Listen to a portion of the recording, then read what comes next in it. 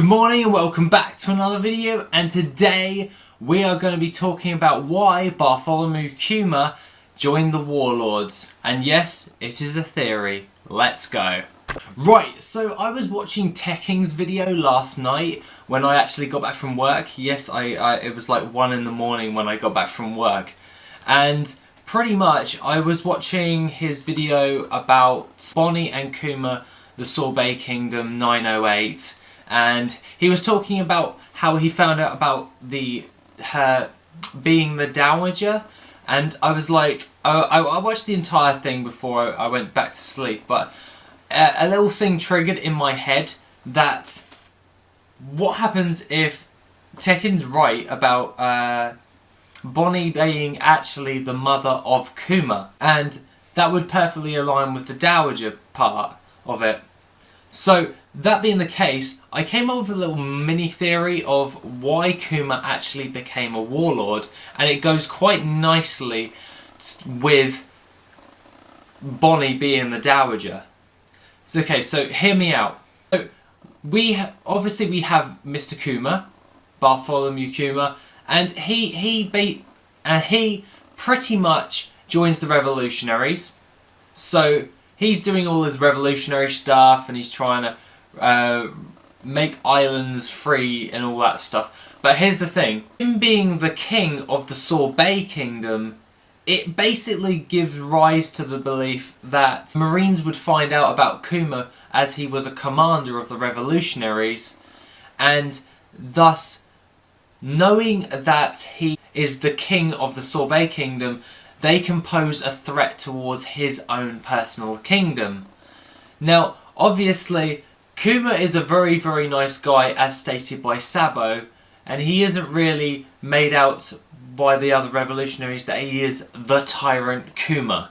So, that being the case, him being the king of the Sorbet Kingdom, he would have to take on the responsibility of pretty much looking after his own kingdom.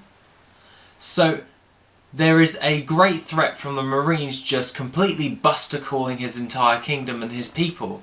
And obviously that would be waning on your head, even though you're trying to liberate other islands and make everyone free.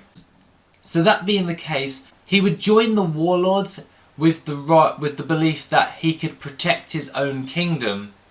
And hear me out on this. Basically, we know for a fact that Kuma is pretty much a smart man, as he was the one who actually saved all the Straw Hats at Sabayodi and basically helped them sort themselves out before they went into the New World.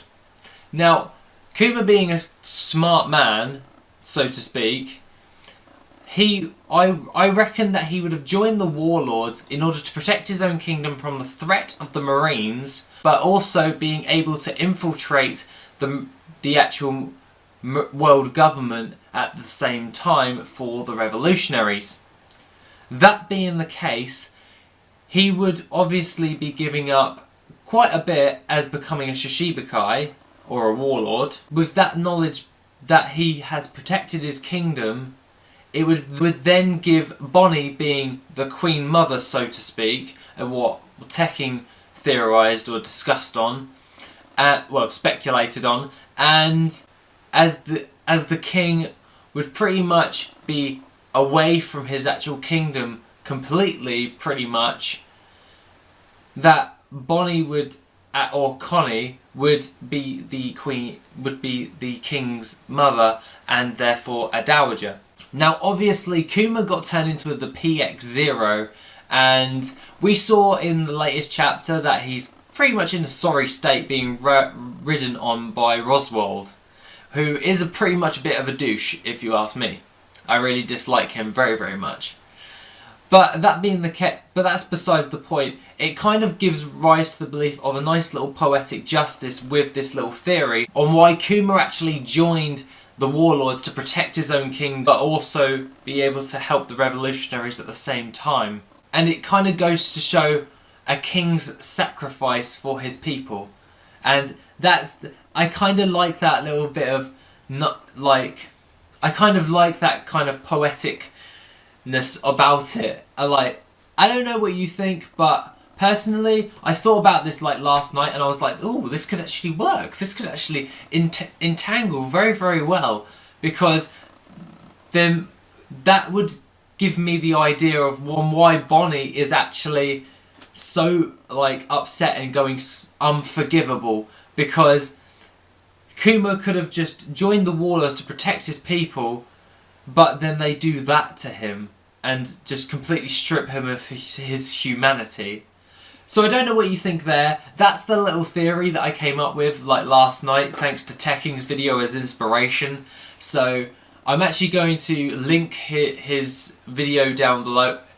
I know that he's like a massive channel and all that stuff, but I'm still going to link the video. So that being the case, guys, please tell me what you think about it in the comments section, because I would really like some other like feedback on it. Other than that, have a lovely rest of the day, and I shall see you in the next video tomorrow.